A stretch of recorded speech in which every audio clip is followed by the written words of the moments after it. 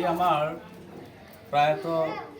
অসমৰ মুখ্যমন্ত্ৰী শ্ৰী তৰুণ গগৈদেৱ ডাঙৰীয়াৰ আজি পঞ্চম মৃত্যুবাৰ্ষিকী।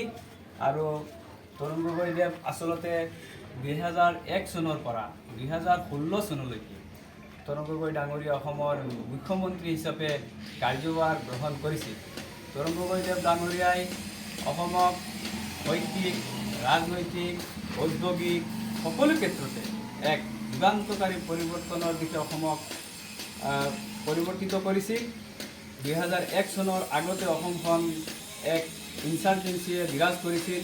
সেই ইনচাৰ্জেঞ্চিৰ পৰা 2001 চনৰ আগৰ যি ইনচাৰ্জেঞ্চি আছিল, সেই ইনচাৰ্জেঞ্চিৰ পৰা আচলতে প্ৰায়তঃ মুখ্যমন্ত্ৰী তৰুণ গগৈ ডাঙৰীয়াই অসমক এক যুগান্তকাৰী পৰিৱৰ্তন সাধন কৰিছিল। তৰুণ গগৈ ডাঙৰীয়াৰ আজিৰ তাৰিখত 2020 বৰ্ষৰ 23 নৱেম্বৰ তাৰিখে তেখেতে ইহলীলা সম্বৰণ কৰিছিল। সেয়েহে আজি আমি উদালি ব্লক কংগ্ৰেছৰ তৰফৰ পৰা তেখেতক আমি শ্ৰদ্ধাৰে সোঁৱৰণ কৰিছোঁ। ধন্যবাদ।